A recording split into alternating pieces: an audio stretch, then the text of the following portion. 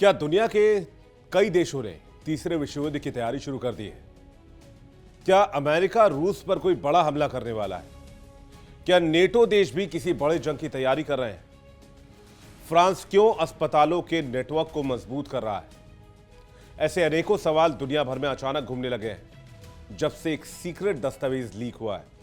नमस्कार, आप देख रहे हैं बात साफ है। मैं हूं आपके साथ विवेक शांडिल्य। फ्रांस ने क्या तीसरे विश्व युद्ध की तैयारी शुरू कर दी है? ये सवाल इसलिए उठ रहे हैं क्योंकि खुफिया दस्तावेजों से खुलासा हुआ है कि फ्रांस ने अपने नागरिक अस्पतालों को बड़े पैमाने पर युद्ध की तैयारी में लगाना शुरू कर दिया है। स्वास्थ्य मंत्रालय ने बाकायदा इसके लिए गाइडलाइंस जारी की है, जिसमें मार्च 2026 तक देश के अस्पताल हर रोज सैकड़ों घायल सैनिकों को संभालने के लिए तैयार रहें, इस तरह का आदेश दिया गया है।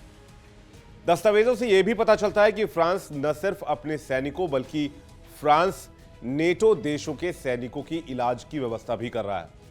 इसके लिए अस्पतालों को एडवांस स्तर पर तैयारी करने के निर्देश जारी कर दिए गए। नेटो के आर्टिकल 5 के तहत अगर किसी भी नाटो देश पर हमला होता है तो सभी देशों को युद्ध में कूदना होगा। ऐसी स्थिति में ब्रिटेन, अमेरिका और यूरोप के कई देशों को सीधे युद्ध में खींचे जाने का खतरा बढ़ सकता है, जिससे विश्व युद्ध 3 जैसी स्थितियां बन सकती हैं। जर्मनी के शीर्ष जनरल कार्स्टन ब्रेउर ने चेतावनी दी है कि रूस के ज़ेपैड 2025 युद्ध अभ्यास को आक्रामकता के बहाने के तौर पर इस्तेमाल किया जा सकता है। लीक हुए दस्तावेजों से यह भी पता चलता है कि स्कैंडिनेवियाई देशों में नागरिकों को युद्ध के दौरान कैसे जिंदा रहे, इसकी जानकारी दी जा रही है। बाकायदा लोगों के लिए गाइडलाइंस भी दिए गए हैं। वहां की सेना में सैनिकों की तेजी से भर्ती की जा रही है। पोलैंड और बाल्टिक देशों में भी सेनाओं को मजबूत किया जा रहा है, जबकि बाल्टिक राज्यों ने टैंक, खाई, माइनफील्ड और रॉकेट सिस्टम से युक्त जो डिफेंस पंक्तियां हैं उसको तैयार करना शुरू कर दिया है। जर्मनी ने ऑपरेशन डॉयचलैंड के नाम से 1000 पन्नों का एक दस्तावेज तैयार किया है, जिसमें सुरक्षित स्थलों, बंकरों और नेटो सैनिकों और वाहनों की तैनाती का पूरा खाका दिया गया है।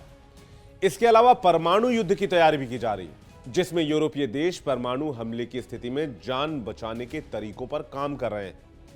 दस्तावेजों से पता चलता है कि जुलाई में ब्रिटेन और फ्रांस के बीच में एक समझौता हुआ है, जिसके तहत वर्ल्ड वॉर 3 यानी कि तृतीय विश्व युद्ध की स्थिति में दोनों देश अपने हमलों को एक साथ कोऑर्डिनेट करेंगे।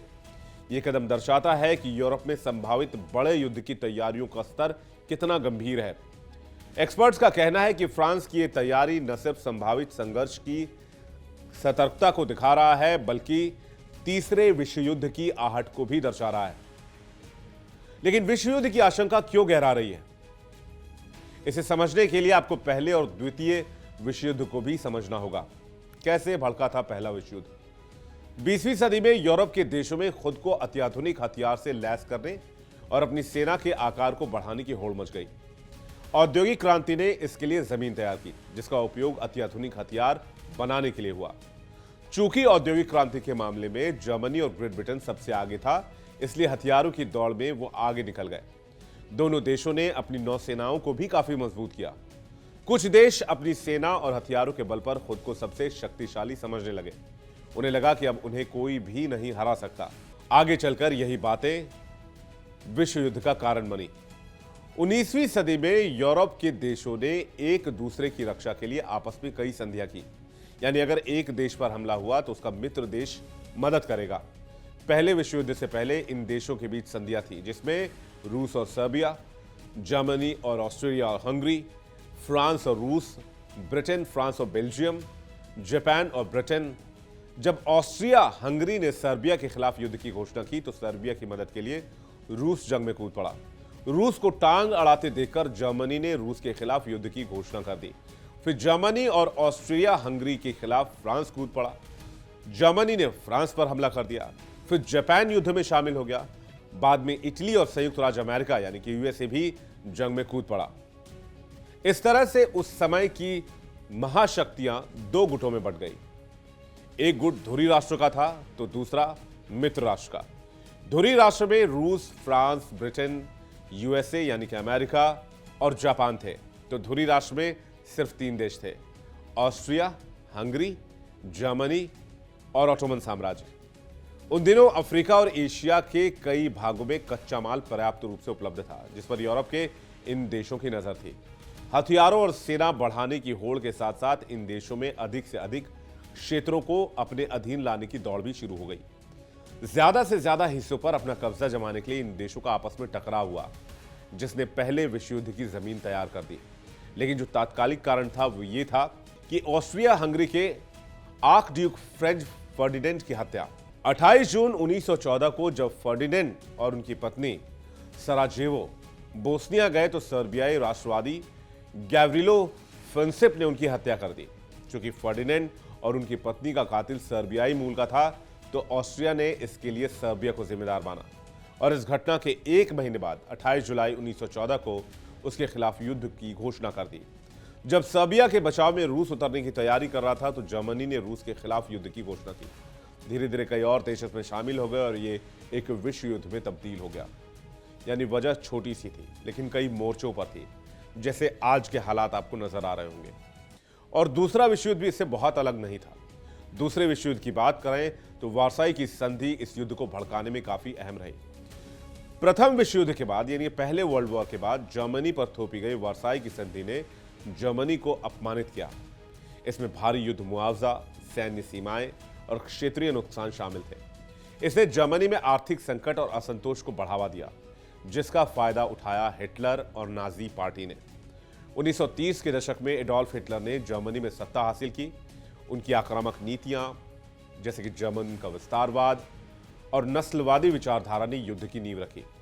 हिटलर ने वर्साई की संधि को तोड़ दिया, सैन्य शक्ति बढ़ाई और क्षेत्रीय विस्तार शुरू किया।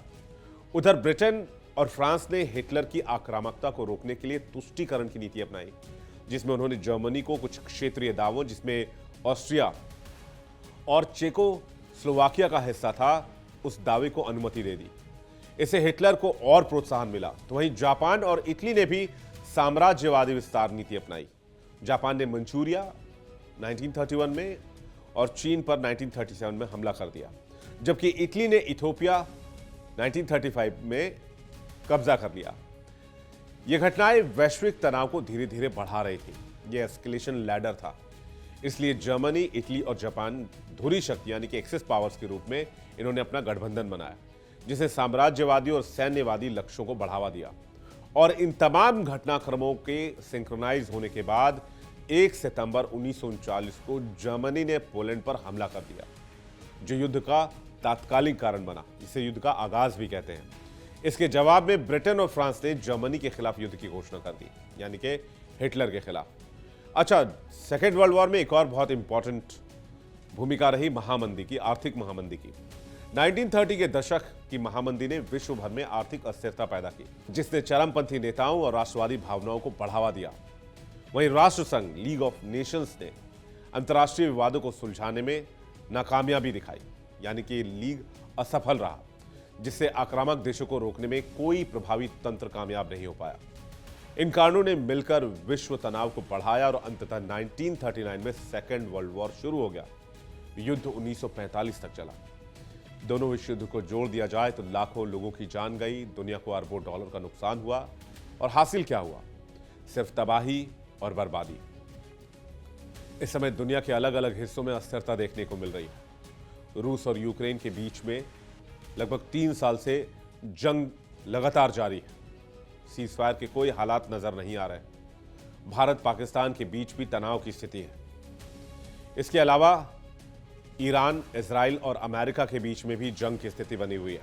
हालांकि बाद में सीजफायर हुआ, लेकिन इजराइल और गाजा के बीच में भी लगातार जंग की स्थिति बनी हुई है। वो भी सीजफायर के दौर में नहीं जाना चाह रहे। वहीं वियतनाम और अमेरिका के बीच में तनाव की स्थिति देखी जा रही है। नॉर्थ कोरिया और अमेरिका के बीच तनाव की स्थिति देखी जा रही है। तो कई ऐसे मोर्चे हैं, कई देश हैं जहां पर जंग छिड़ी हुई है। कुछ देशों के बीच ये तनाव खतरनाक रूप अख्तियार करता हुआ नजर आ रहा है, और इसी स्थिति ने थर्ड वर्ल्ड वॉर को लेकर व्यापक स्तर पर चिंताएं पैदा कर दी। आपको क्या लगता है, क्या वाकई दुनिया तीसरे वर्ल्ड वॉर की तरफ जा रही है? पहले और दूसरे वर्ल्ड वॉर की सर्कमस्टांसेस को देखते हुए? कमेंट सेक्शन में हमें जरूर बताइएगा, आपके जवाब का इंतजार रहेगा।